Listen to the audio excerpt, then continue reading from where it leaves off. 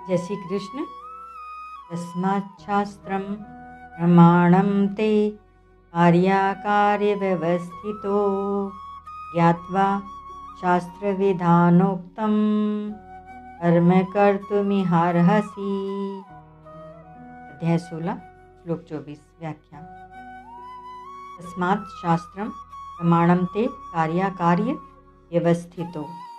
जिन मनुष्यों को अपने प्राणों से मोह होता है वे प्रवृत्ति और निवृत्ति अर्थात कर्तव्य और अकर्तव्य को न जानने से विशेष रूप से आसुरी संपत्ति में प्रवृत्त होते हैं। इसीलिए तू कर्तव्य और अकर्तव्य का निर्णय करने के लिए शास्त्र को सामने रख। जिनकी महिमा शास्त्रों ने गाई है और जिनका बर्ताव शास्त्रीय सिद्धांत के अनुसार होता है, ऐसे संत महापुरुषों के आचरणों और वचनों के अनुसार चलना भी शास्त्रों के अनुसार ही चलना है, कारण कि उन महापुरुषों ने शास्त्रों को आदर दिया है और शास्त्रों के अनुसार चलने से ही वे श्रेष्ठ पुरुष बने हैं। वास्तव में देखा जाए तो जो महापुरुष परमात्मा तत्व को प्राप्त हुए हैं उनके आचरणों, आदर्शों, भावों आदि से ही शास्त्र बनते हैं। शास्त्रम प्रमाणम का तात्पर्य है कि लोक परलोक का आश्रय लेकर चलने वाले मनुष्यों के लिए कर्तव्य अकर्तव्य की व्यवस्था में शास्त्र ही प्रमाण है। ज्ञात्वा शास्त्र विधानोक्तम कर्म कर्तुमिहार्हसि। यहाँ ये पद देने का तात्पर्य है कि इस संसार में मनुष्य शरीर केवल श्रेष्ठ कर्म करके परमात्मा को प्राप्त करने के लिए ही मिला है, अतः यह अवसर कभी वृथा न जाने दें। प्राण पोषण परायण मनुष्य शास्त्र विधि को कि किसमें प्रवृत्त होना है और किससे निवृत्त होना है नहीं जानते। गीता 16वें अध्याय का 7वां श्लोक। इसीलिए उनको सिद्धि आदि की प्राप्ति नहीं होती। भगवान अर्जुन से कहते हैं कि तू तो देवी संपत्ति को प्राप्त है, अतः तू शास्त्र विधि को जानकर कर्तव्य का पालन करने योग्य है। अर्जुन पहले अपनी धारणा से कहते थे कि युद्ध करने से मुझे पाप लगेगा, जबकि भाग्यशाली श्रेष्ठ क्षत्रियों के लिए अपने आप प्राप्त हुआ युद्ध स्वर्ग को देने वाला है। गीता 2 अध्याय का 32वां श्लोक।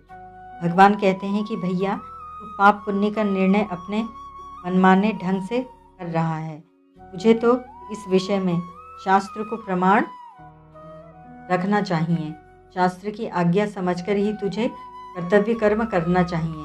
इसका तात्पर्य यह है कि युद्ध रूप क्रिया बांधने वाली नहीं है, प्रत्युत स्वार्थ और अभिमान रखकर ही की हुई शास्त्रीय क्रिया यज्ञ दान आदि ही बांधने वाली होती है, और मनमाने ढंग से शास्त्र विपरीत की हुई क्रिया तो पतन कराने वाली होती है।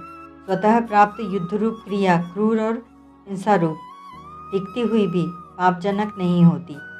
गीता 18वें अध्याय का 43वां श्लोक। तात्पर्य है कि स्वभाव नियत कर्म करता हुआ सर्वथा स्वार्थ रहित मनुष्य आपको प्राप्त नहीं होता, अर्थात ब्राह्मण, क्षत्रिय, वैश्य और शूद्र इनके स्वभाव के अनुसार शास्त्रों ने जो आज्ञा दी है उसके अनुसार कर्म करने से मनुष्य को पाप नहीं लगता।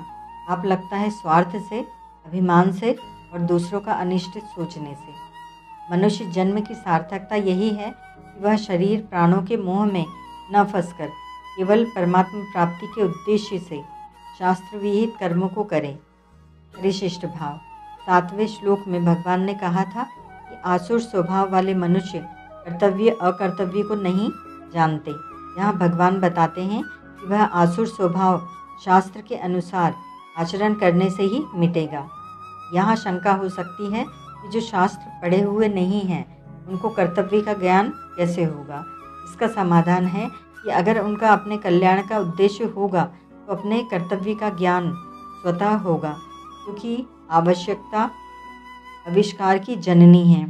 अगर अपने कल्याण का उद्देश्य नहीं होगा तो शास्त्र पढ़ने पर भी कर्तव्य का ज्ञान नहीं होगा, उल्टे अज्ञान बढ़ेगा कि हम अधिक जानते हैं। ओम तत्सत।